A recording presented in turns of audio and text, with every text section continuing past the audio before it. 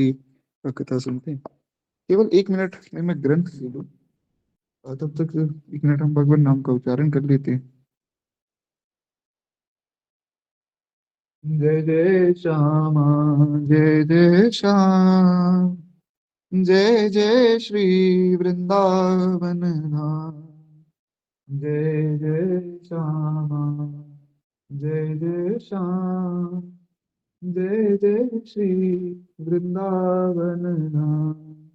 प्यारी श्यामा, प्यारो श्याम, प्यारो श्री वृंदावन धाम। हित की श्यामा, हित को श्याम, हित को श्री वृंदावन धाम। जय जय श्यामा, जय जय श्याम, जय जय श्री वृंदावन धाम। श्री भक्त वत्सल भगवान की जय। ओके, हम लोग जो है श्री दादा गुरुदेव भगवान के चरित्र में प्रवेश करें। कल की कथा में हम लोग सुन रहे थे किस प्रकार उन्होंने जो है ब्रज साहित्य परिषद को बनाया है। उसमें अनेक संतों का संतों की तिरुभाव दिवस को भी मनाया जाता है, और खूब जो हमारे सूरदास जी आदि जो महाकवि हुए ब्रजमंडल के, उनकी जो वाणी है उसको संरक्षित भी किया गया है। इत्यादि प्रकार से हमने सारी कथा सुनी थी। कहते हैं कि शिव नंदन दास जी की कथा हमने सुनी कि शिव नंदन दास जी महाराज जी की शरण में कैसे आए और शिव नंदन दास जी पर कैसे कृपा हुई, ये सब हम सुन चुके हैं। अब हमें आगे बढ़ना है। मृत कर्म कृत की भगवदीय योजना। कहते हैं श्रीमद् भगवत गीता का एक श्लोक है जिसमें जिसने महाराज जी के जीवन में अक्षरशः जो चरितार्थ होता है, वो श्लोक है कौन सा, पहले तो ये समझना है। श्लोक है 11वें अध्याय का 55वां श्लोक।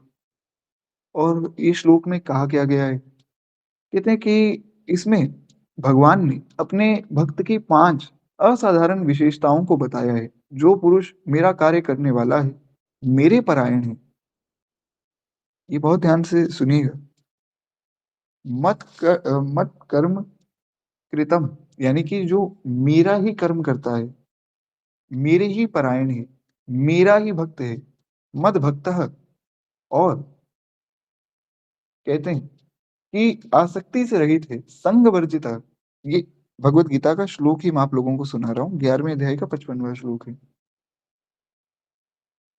तो भगवान कह रहे हैं कि जो व्यक्ति मेरा कर्म करता है, यानी कि मत कर्म क्रियम, साथ में जो मेरे परायण है, मत परमो, मद भक्ता जो मेरा भक्त है, और संग वर्जिता जो आसक्ति से रहित है, और समस्त भूत प्राणियों के प्रति जो वैर रहित है, निर्वैर, सर्वभूतेषु यस मामेति पांडव। कहते हैं कि हे पांडव, हे अर्जुन, वह मेरा भक्त मुझे ही प्राप्त होता है। 5 गुण। कौन? जो मेरा भक्त है, मेरे परायण है, मेरे ही कर्म करता है, आसक्ति से रहित होकर सब प्राणियों से निर्वैर है। जो सब प्राणियों से निर्वैर है, वही भगवान की भक्ति कर सकता है। ध्यान रखिएगा, जो किसी से विरोध कर रहा है ना, वो भगवान के भजन में नहीं लग पाएगा। इसलिए हमने पहले भी इस पर बहुत बार चर्चा की है। हमारे गुरुदेव भगवान कहते हैं कि भैया अगर भगवत प्राप्ति करनी है तो निश्चय कर लो कि हमारा पूरे संसार में कोई दुश्मन नहीं है। और महाराज जी के जीवन में ये चरितार्थ होता है। श्री दादा गुरुदेव भगवान के जीवन में ये दिखता है। कहते हैं कि ये पांचों विशेषताएं श्री महाराज जी के विचारों में, उनके रहन सहन में तथा उनके व्यवहार में ओतप्रोत है। कहते हैं आपके जीवन चरित्र के अंतर्गत उल्लेखित घटनाओं से पाठकों को गीता का ये श्लोक अपने साकार रूप में विकसित होता दिखाई देगा। हमने लगभग 2-3 महीने से हम लोग जो है श्री दादा गुरुदेव भगवान का चरित्र सुन रहे हैं। तो अभी तक तो आप लोग समझ गए होंगे कि ये सब गुण तो महाराज जी में है, या ऐसा कहा जाए कि महाराज जी का पूरा जो स्वरूप है वो इन्हीं गुणों से भरा हुआ है। अब आगे की जो कथाएं हैं उनसे भी ये बात और जो है सिद्ध हो जाएगी। तो कहते हैं कि भगवान ने पहला सूत्र क्या कहा, मत कर्म कृतम, यानी कि मेरा जो भक्त है वो मेरा कार्य करने वाला होता है। श्लोक का ये प्रथम लक्षण आपके जीवन गाथा में भांति-भांति से घटित होता है। अब ये जो लक्षण है, मत कर्म कृत, जो मेरा कर्म करता है वो कैसे घटित होता है, ये सुनना बड़ा सुंदर एक भाव है। कहते हैं श्री लक्ष्मण मंदिर निर्वाणी अखाड़ा की व्यवस्था को लेकर अपने सद्गुरुदेव को चिंतित देखकर आपने बिना ही देरी किए तत्काल अपने को समर्पित कर दिया। हमने पूरी कथा सुनी थी कि सरपंच बाबा चिंतित थे, तो महाराज जी ने जाकर कहा कि गुरुजी, आप किसी प्रकार की चिंता मत कीजिए, मैं जाकर जो है लक्ष्मण मंदिर को स्वयं सँभालूँगा। ये सारी कथा आशा करता हूँ आपको याद होगी। तो कहते हैं गुरु और गोविंद में अभेद बुद्धि रखने वाले श्री महाराज जी के संदर्भ में यह जो प्रथम भाग है इस श्लोक का, मत कर्म कृत, ये जो है पूर्ण रूप से प्रामाणिक सिद्ध होता है। तो एक तो ये हो गया। अब आगे वाले जो भाग है उनके विषय में भी सुनेंगे। कहते हैं गोवर्धन में आकर आपके द्वारा जिस प्रकार से भगवान की, भक्तों की और प्राणी मात्र की सेवा हुई, केवल भगवान की और भक्तों की नहीं, हर एक प्राणी की जैसी सेवा हुई, वैसी सेवा महाराज अद्भुत है और ऐसा अन्यत्र ढूँढ पाना कठिन है। राष्ट्र, समाज, संस्कृत तथा साहित्य आदि को लेकर आपने प्रत्यक्ष, अप्रत्यक्ष रूप से जो-जो लोक कार्य किए हैं, हमने काफ़ी लोक कार्य सुने भी, तो वो बड़े अद्वितीय हैं। कहते हैं इसी से ये श्लोक का प्रथम भाग चरितार्थ होता है। कहते हैं वस्तुतः समस्त सृष्टि भगवानमय है और सिय राममय है। यानी कि समस्त सृष्टि जो है भगवान के ही अंतर्गत है महाराज। सिय राममय सब जग जानी, करहूँ प्रणाम जो निज को पानी। इस इत्यादि प्रकार से। तो कहते हैं इस सिद्धांत को सदैव दृष्टि में रखने वाली श्री महाराज जी के समस्त कार्य विश्व रूपधारी भगवान की आराधना स्वरूप ही थे। यही एक बड़ा सुंदर सूत्र है कि जब भी आप काम करें ना, तो ये सोचकर करें कि महाराज हम श्री ठाकुर जी के निमित्त कर रहे हैं। तो उस काम से बहुत आनंद आपको मिलेगा। जैसे मैं एक उदाहरण देता हूँ, आप में से ज़्यादातर यहाँ सब माताएँ विराजमान हैं। तो मान लीजिए आप जो है बढ़िया प्रेम से भोजन बना रही हैं। तो भोजन बनाते-बनाते ये भाव कीजिए कि आज जो है हम श्री ठाकुर जी के लिए भोजन बना रहे हैं और भगवान को इसका भोग लगाएँगे। भगवान बड़ी प्रसन्नता से पाएँगे और खूब प्रेम से कीर्तन करते रहिए। जय राधे कृष्ण गोविंद गोपाल राधे राधे, जय राधे कृष्ण गोविंद गोपाल राधे राधे, गोपाल राधे राधे, नंदलाल राधे राधे, जय राधे कृष्ण गोविंद गोपाल राधे राधे। इत्यादि प्रकार से जो भी भगवान का नाम आपके मन में आवे, खूब प्रेम से महाराज कीर्तन करते रहिए। तो वो भोजन भगवान के निमित्त बनेगा और आनंद ही उस भोजन में जो है परिपूर्ण रूप से समा जाएगा। तो जो भी कार्य करें, भगवान के निमित्त किया जाए। तो ऐसा ही भाव श्री महाराज जी का था। महाराज जी भी जो कार्य करते, वो विश्व रूप भगवान की सेवा के लिए ही करते। कहते हैं ना, नर की सेवा नारायण की सेवा है। तो बस वही भाव महाराज जी का था। तो कहते हैं इस प्रकार से आपकी कायिक, वाचिक, मानसिक प्रत्येक क्रिया भगवान की आराधना ही थी। इस बात की इस बात को ध्यान में रखकर आपकी जीवनी को नैमिष, गोवर्धन तथा वृंदावन इन 3 स्थलों में पृथक-पृथक निवास अवधि के आधार पर 3 अ, समाराधनों में हमने बाँटा है। हमने पहले सुना था कि नैमिषारण्य में महाराज जी कैसे रहे, उसके बाद फिर कामाख्या जी गए, उसके बाद काशी में रहे, ये सारी कथा हमने सुनी। उसके बाद गोवर्धन जी में किस प्रकार आए, ये एक दूसरा समाराधन है। अब जो है तीसरा जो समाराधन शुरू होगा ना, वो श्री वृंदावन समाराधन शुरू होगा। वो कल से शुरू होगा। तो उसमें महाराज जी वृंदावन में कैसे आए और वृंदावन में किस प्रकार से उन्होंने लीला की, वो हम कल सुनेंगे। तो कहते हैं इस प्रकार से महाराज जी के जीवन की जो 3 घटनाएँ हैं, इनको 3 भागों में, ग्रंथ के 3 भागों में बाँटा गया है। तो ऐसा कहते हैं कि काशी छात्रावास त्याग कर वैराग्य पथ पर निकलने तक का जो जीवन चरित्र है, वो नैमिष समाराधन के शीर्षक में पाठक पढ़ चुके हैं। हमने पहले पढ़ लिया है। आपको ये सारी कथाएँ ध्यान में होंगी। आशा ऐसी मैं करता हूँ। कहते हैं वैराग्य जीवन के प्रारंभ में महाराज जी का जब चरित्र लेखन हुआ, तो वो गोवर्धन के शीर्षक में लिखा गया है, गोवर्धन समाराधन में। हमने जो ये सारा चरित्र अभी हम सुन रहे हैं, ये सारा गोवर्धन समाराधन में ही तो है। कहते हैं कि इसमें प्रायः 36 वर्षों का जीवन परिचय समाहित है। उसके बाद जो है महाराज जी फिर गोवर्धन से वृंदावन आ गए। लगभग लगभग अ, सन 1900 और 73 में, 1973 में या 1974 में, इतना लगा सकते हैं अनुमान कि 1974 के आसपास फिर महाराज जी वृंदावन निवासार्थ आए, यानी कि निवास करने के लिए वृंदावन आ गए। तब से जो लेकर शेष अवधि तक जो जितना भी चरित्र है महाराज जी का, फिर 2006 में महाराज जी का भगवत धाम गमन हुआ नित्य लीला में। तो वहां तक का जितना चरित्र है वो सारा वृंदावन समाराधन में है। यानी कि इस ग्रंथ में 3 भाग हैं, जिसमें से 2 हम सुन चुके हैं। अब हमारा तीसरा एक शेष भाग रह गया है। कहते हैं सदगुरुदेव सरपंच बाबा का आदेश प्राप्त करके श्री महाराज जी का अयोध्या से गोवर्धन आगमन जिस प्रकार मम कर्म कृत की प्रबल प्रेरणा से हुआ, उसी प्रकार से आपका गोवर्धन से वृंदावन आगमन भी मम कर्म के दिव्य आह्वान से ही प्रेरित है।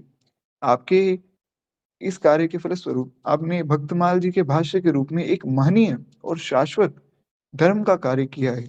अगर भक्तमाल जी की टीका महाराज जी ना लिखते तो महाराज हमें इतनी सुंदर कथा सुनने को कहाँ मिलती। कहते हैं महाराज जी के द्वारा संपन्न होने वाली इस भगवदीय कार्य के प्रेरणा स्तोत्र थे परम पूज्य भक्तमाली श्री जगन्नाथ प्रसाद जी महाराज। कहते हैं कि भक्तमाली जी के आह्वान संदेश को लेकर एक दिन सुदामा कुटी वृंदावन में बड़े पुजारी जी श्री लक्ष्मण मंदिर गोवर्धन से एक बड़े पुजारी जी आए और परम आदरणीय भक्तमाली जी महाराज के आदेश अनुसार अपने अगले ही दिन यथा समय वृंदावन पहुंचकर उनकी सन्निधि में उपस्थित होने का निश्चय किया। यानी कि सुदामा कुटी से एक संत आई, उन्होंने आकर कहा श्री महाराज जी को कि देखो महाराज जी ऐसी बात है, आपको श्री पंडित जी बुला रहे हैं, श्री जगन्नाथ प्रसाद भक्तमाली जी महाराज वे आपको याद कर रहे हैं, तो आपको तुरंत जो है वृंदावन चलना है।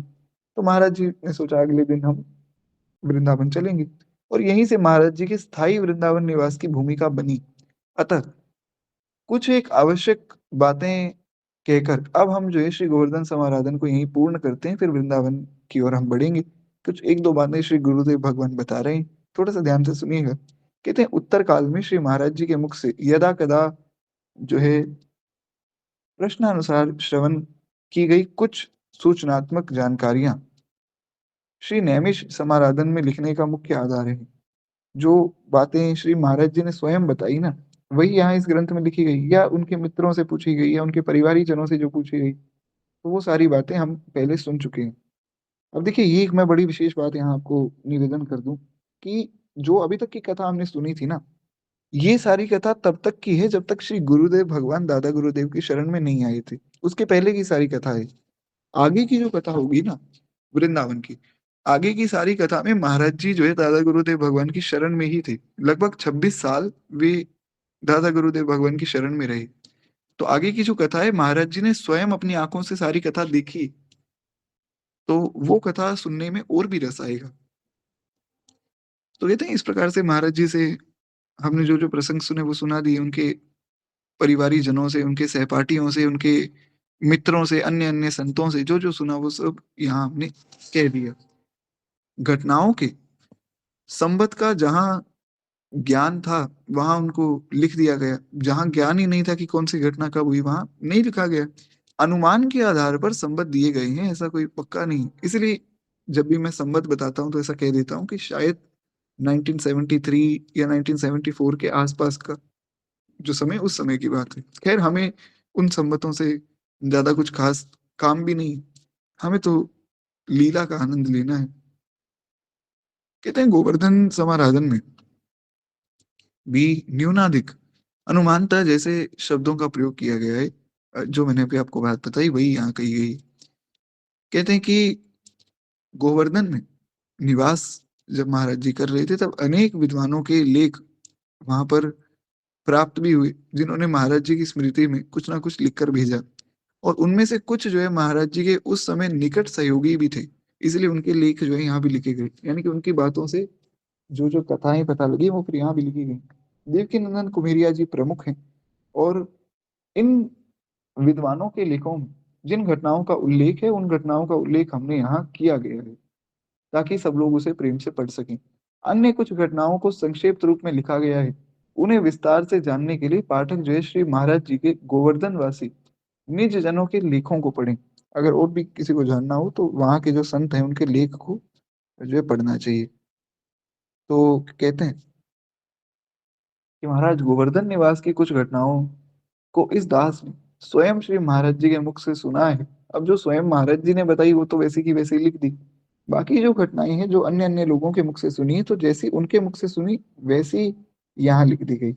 अब एक बात का अगर आपने बहुत विशेष ध्यान दिया होगा तो वो ये है पूरी कथा में कि श्री गुरुदेव भगवान ने जब ये चरित्र लिखा ना, उन्होंने अपना कुछ भी अपनी तरफ से कुछ भी ऐड नहीं कर दिया। हाँ, समझाने के लिए कुछ बताया वो अलग बात है, पर जो भगवान की कथा आदि भी सुनाई जाती है ना, उसको कथा के रूप में ही सुनाना चाहिए। उसमें लोक रंजन की भावना नहीं होनी चाहिए कि अरे महाराज आजकल के लोग ऐसे ही समझते हैं।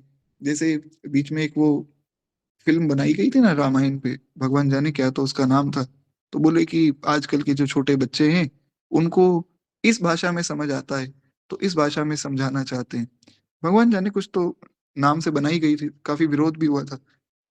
तो ये सब चीजें गलत है। क्यों? कथा कोई लोक रंजन का साधन नहीं है कि किसी को अच्छी नहीं लग रही तो इसको बदल दें।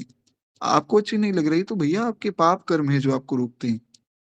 लेकिन कथा तो कथा के रूप में ही हो, गंभीरता से हो। कथा बड़ी गंभीरता से होनी चाहिए।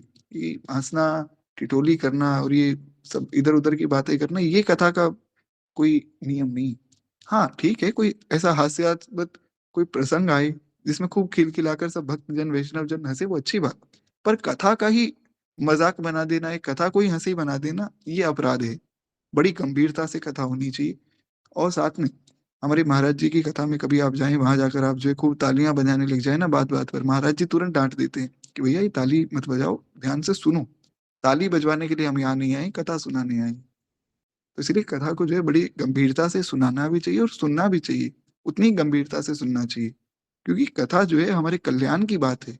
तो उसमें कोई ऐसी बात हमें पता लग जाए जिससे हमारा जीवन बदल जाए, तो बहुत सावधानी से सुनना चाहिए। इसलिए कथा का समय मैंने सुबह का रखा है। बहुत कम लोग उठ पाते हैं, पर जो उठ पाते हैं वो वास्तव में लाभ ले पाते हैं। तो ये बड़ी कृपा की बात है कि हम लोग सुबह सब यहाँ जुड़ रहे हैं भगवान की दया से। खैर, एक बार प्रेम से बोलिए भक्त वत्सल भगवान की जय। तो आपने ये देखा होगा कि महाराज जी जब भी कुछ कथा बता रहे होते हैं ना दादा गुरुदेव भगवान के विषय में, तो वो सूत्र देते हैं कि यहाँ से हमने सुना, अमुक संत से सुना, उन्होंने ऐसा बताया।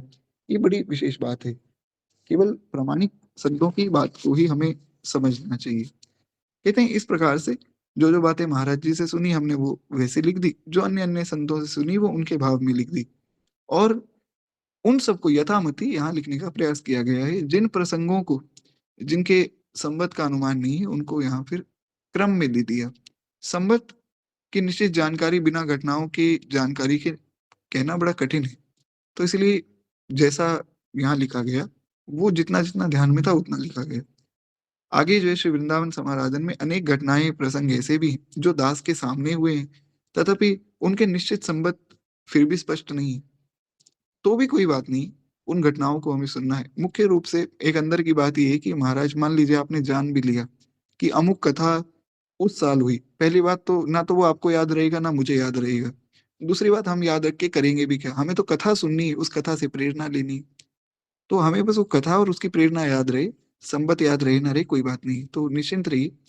तो इस प्रकार से आगे की कथा अब हम श्री वृंदावन समाराधन शुरू कर ही देते हैं। अगर आप लोग कहीं, वैसे तो हमें लगभग 2 घंटे हो गए कथा सुनते, पर ठीक है, थोड़ा सा हम लोग शुरू कर लेते हैं वृंदावन समाराधन, फिर आगे की कथा कल कर लेंगे। एक बार प्रेम से बोलिए भक्त वत्सल भगवान की जय, श्री दादा गुरुदेव भगवान की जय। हाँ, आदि पुरुष।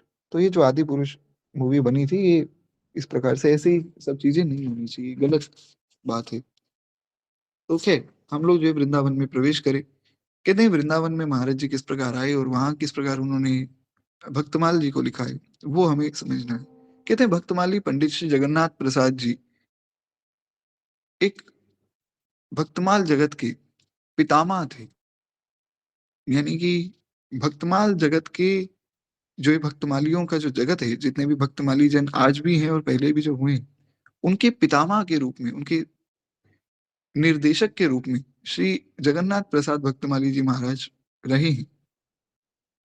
तो सुदीर्घ कई दशकों से और कई दशकों तक भक्तमाल कथा का वाचन करके तथा अनेकानेक संतों को इस ग्रंथ का अध्यापन करवा के एक सार्थक एवं एक प्रभावी भक्तमाल का युग निर्माण आपने किया है। श्री जगन्नाथ प्रसाद भक्तमाली जी महाराज जैसे अद्भुत महात्मा है, जिन्होंने बहुत से संतों को ये कथा सुनाई, बहुत से संतों को इस कथा को पढ़ाया और बहुत से संतों को इसके विषय में बताया, और इन्होंने भक्तमाल का एक पूरा जगत बना लिया, एक पूरा जो है यूनिवर्स बना दिया भक्तमाल का, जिसमें सब भक्तमाली जन हैं। तो हम भी वास्तव में उसी जगत में बैठे हैं, अगर ध्यान से देखा जाए तो भक्तमाल की कथा हम सुन रहे हैं। और भक्तमाल की कथा आपको सुना कौन रहा है? श्री गुरुदेव भगवान। गुरुदेव भगवान तो भक्तमाली स्वयं में ही है। साथ में हम भक्तमाली जी का भी चरित्र सुन रहे हैं। तो हम पर तो महाराज बड़ी कृपा है। अगर कोई बहुत विचार करके देखे ना, तो जिन्होंने कथा लिखी उनका चरित्र भी सुन रहे हैं, जिनके द्वारा लिखी गई उनका चरित्र भी सुन रहे हैं, जिन्होंने इस कथा को गाया उनका चरित्र भी सुन रहे हैं, और जिसकी कथा गाई गई उनका चरित्र भी हम सुन रहे हैं। तो हम वास्तव में इस पूरे भक्तमाल जगत को ही जान रहे हैं महाराज। ये बहुत कृपा की बात है। तो ऐसा तो कभी हमने विचार भी नहीं किया होगा कि ऐसी भी कुछ कृपा हो सकती है। वो भगवान की कृपा इसीलिए अविचारणीय है। तो कहते हैं कि महाराज इस प्रकार से आज जितने भी भक्तमाल के कथाकार हैं, वे सब आपके ही शिष्य प्रशिष्य इन्हीं परंपराओं में रत हैं। श्री पंडित जी का आविर्भाव विक्रम संवत सन 1955 मध्य प्रदेश में गुना जिले के अंतर्गत जो है एक गांव है, उसका नाम है चाचोड़ा। चाचोड़ा गांव में हुआ। कहते हैं गुर्जर गौड़ ब्राह्मण वंश में आप प्रकट हुए, और पंडित जी के परम पूज्य पिताजी का नाम श्री आशाराम जी तथा माता का नाम श्री फूलाबाई था। बाल्यकाल से ही आपके अंदर जो है भक्ति के संस्कार स्फुरित होने लगे, और जहाँ कहीं भगवत कथा होती वहां जो है जाकर वे प्रेम से बैठ जाते और भगवान की कथा सुनते, कीर्तन के अवसर पर तन्मय होकर कीर्तन करते, और अपने पिताजी के दिए हुए पैसों से आप जो है कागज और स्याही ले आते, उस पर श्रीमद् भागवत के श्लोक लिख लेते, तो लिख लिख कर फिर उनको याद करते। ये बड़ी अच्छी बात है, बड़ा अच्छा भाव भी है। कहते हैं कि पंडित जी की माता जी जो है वे भक्तिमती एवं सासी थी। एक बार वे अपने पिताजी के साथ अपने पियर जा रही थी। ये जो पंडित जी की माता जी है, उनकी कथा है। कहते हैं वे एक बार अपने पिताजी के साथ अपने पियर जा रही थी, मार्ग में एक शेर मिल गया। शेर को देखकर वे घबराई नहीं। उन्होंने शेर से कहा कि हम ब्राह्मणी हैं और हमारा रास्ता छोड़ दो, अन्यथा हमारे हाथ से जो है हमारे हाथ में तलवार है और तुम इस तलवार से कट जाओगे। ये सुनते ही शेर ने रास्ता छोड़ दिया। ये बल था, भागवतिक बल। आज के लोग जो है किसी ने कुछ कह दिया तो तुरंत रोने लग जाते हैं कि अरे महाराज हमें कैसे बोल दिया, अरे भैया किसी ने कुछ बोल दिया तो क्या हो गया। मुझे तो बड़ा आनंद आता है कोई व्यक्ति जो है निंदा करता है ना मेरी, तो वो व्यक्ति सच्ची बात बता रहा है। आप ध्यान से अगर देखें तो जो व्यक्ति आपकी तारीफ कर रहा है ना, वो झूठी बात कर रहा है। मान लीजिए आप किसी के सामने गए और उसने कहा कि आपको मैं क्या सिखाऊंगा, आप तो सूर्य हैं, सूर्य को क्या दिया दिखाया जाए। तो महाराज जब मान लीजिए हम सूर्य हैं, तो इस सूर्य भगवान की आवश्यकता क्या है? हम तो सुबह फिर उठें और पूरा जगत जो है जगमग हो जाए। तो ऐसा मैं नहीं, ऐसा हमारे गुरुदेव भगवान कहते हैं कि जो तारीफ कर रहा है वो प्रायः झूठी बात ही बोल रहा है। आप तो सूर्य हैं, आप तो चंद्रमा हैं, आप अमुक हैं, आप तमुक हैं। लेकिन जो निंदा कर रहा है वो वास्तव में आपके हृदय की बात आपको बताता है। इसीलिए सब संतों में ये बात बड़ी प्रसिद्ध है कि साधु निंदक मित्र हमारा। निंदक तो हमारा मित्र है। क्यों?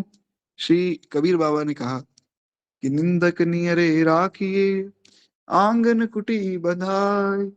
क्यों? बिन साबुन पानी बिना, जो निर्मल करे सुभाए। निंदक आपके पास होगा तो बिना पानी और बिना साबुन के आपको आपकी गलती बताकर आपके मन को शुद्ध कर देगा। तो इसलिए निंदक को तो महाराज अपने घर में अपने साथ बिठाओ, कबीरदास जी ने बात कही। तो इसलिए यही समझना चाहिए कि इस प्रकार का भागवतिक बल हो, ऐसा जो है अभय हो भक्त के अंदर। छोटी छोटी बातों पर रोना गिड़गिड़ाना ये भक्तों का स्वभाव नहीं। ये मार्ग ऐसे बलहीन लोगों का मार्ग नहीं है, ये मार्ग महाराज बलवान लोगों का मार्ग है। मीराबाई के सामने जो है खूंखार शेर खड़ा है, और खूंखार शेर को देखकर मीराबाई हाथ में आरती की थाल लेकर उसकी पूजा कर रही है कि नरसिंह भगवान पधारे। और मीराबाई तो चलिए भक्ति काल में हुई, यहाँ पर जो श्री जगन्नाथ प्रसाद भक्तमाली जी की जो माता जी हैं, वे तो अभी, उनका तो कुछ 100 साल से भी पुरानी बात नहीं होगी ये बात। तो सोचिए कैसा बल, वे कह रही हैं मैं ब्राह्मणी हूँ, मैं जो है तुझे मार भी सकती हूँ, शेर पीछे हट गया। ये बल होना चाहिए। चाहे कोई माता हो, चाहे कोई पुरुष हो, सब में ऐसा बल होना चाहिए। आजकल तो पुरुषों में भी पुरुषत्व नहीं है, क्या कहा जाए। खैर, कहते महाराज इस प्रकार से शेर ने रास्ता छोड़ दिया और वो वहां से चला गया। पंडित जी की प्रारंभिक शिक्षा चाचौड़ा में ही संपन्न हुई, उनके गांव में ही वे पढ़े। फिर मिडिल कक्षा में उत्तीर्ण करके आपकी पाठशाला के अध्यापक पद पर आपकी नियुक्ति हो गई। जिस स्कूल में पढ़ते थे उसी में फिर पढ़ाने लग गए। तदंतर जिला रायगढ़ निवासी श्री नंदलाल शर्मा जी की पुत्री श्री जमुनाबाई से जो है श्री पंडित जी का पानी ग्रहण संस्कार भी हुआ। और पंडित जी का जब पानी ग्रहण संस्कार श्री जमुनाबाई के साथ हुआ था, तो वहां पर फिर महाराज इनका विवाह आदि सब हुआ। तो उसके बाद पंडित जगन्नाथ प्रसाद जी महाराज के एक मौसेरे भाई श्री लक्ष्मण दास जी वृंदावन में निवास करते थे। वे यदा कदा चाचौड़ा आया करते, तो लक्ष्मण दास जी जो है श्री वृंदावन के रंग में रंग चुके थे। और आप जो है श्री पंडित जी को यहाँ की सब बातें सुनाया करते। और रस रूपा यमुना जी, श्री वंशी भट्ट, श्री लता, श्री निकुंज और कुंज गलियां इत्यादि प्रकार से वृंदावन की सब सुंदर सुंदर जगहों के विषय में बताते। और वृंदावन के प्रेमी रसिक संत जो है उनकी रहनी सहनी के विषय में बताते, उनके भजन की निष्ठा के विषय में सब बात आकर बताते। और ये सारा वर्णन करके वे आकर सुनाते थे। तो पंडित जी ये सब बातें सुनकर भाव विभोर हो उठते। उनके मन में वृंदावन जाने की बड़ी इच्छा होती और वृंदावन की ओर उनका मन जो है खींचा चला जाता। वही बड़ी विशेष बात है, वृंदावन जाने का महाराज सबका ही मन करता है। वृंदावन जाने को जी चाहता है, राधे राधे गाने को जी चाहता है। तो श्री वृंदावन तो खैर सब लोग ही जाना चाहते हैं। कहते हैं पंडित जी भी जो है इस प्रकार से मन में भाव करते कि मैं भी कभी वृंदावन जाऊं, वहां बस जाऊं महाराज। तो इस प्रकार से सब रसिक संतों की कथा भी बड़े ध्यान से सुनते हैं, क्योंकि जब तक संतों की कृपा नहीं होगी ना, तब भगवान कैसे मिलेंगे। बार बार हरि हरि कहूँ, एक बार हरिदास, अति प्रसन्न श्री लाडली, देत विपिन को वास। तो इत्यादि प्रकार से खूब आनंद से जो है वृंदावन की कथाएं ये सुनते थे। और कहते हैं इस प्रकार से श्री पंडित जी का चित्त अब जो है वृंदावन के प्रति बड़ा आकर्षित हो गया। अब ये किस प्रकार वृंदावन पहुंचे, किस प्रकार उन्होंने वृंदावन में फिर भक्तमाल जी का सबको पाठ करवाया है, वो सारी कथा हम कल सुनेंगे। आज वाणी को ही विश्राम देते हुए केवल 2 मिनट प्रेम से भक्तमाल जी की आरती करें। एक बार प्रेम से बोलिए भक्त वत्सल भगवान की जय। अब यहाँ पे जो है श्री पंडित जी का चरित्र भी हो जाएगा। इसलिए मैंने कहा था कि जो दादा गुरुदेव भगवान का चरित्र है ना, ये स्वयं में भक्तमाल है। कैसे, इसमें दादा गुरुदेव भगवान का चरित्र तो है, साथ में अन्य अन्य बहुत से संतों का चरित्र है।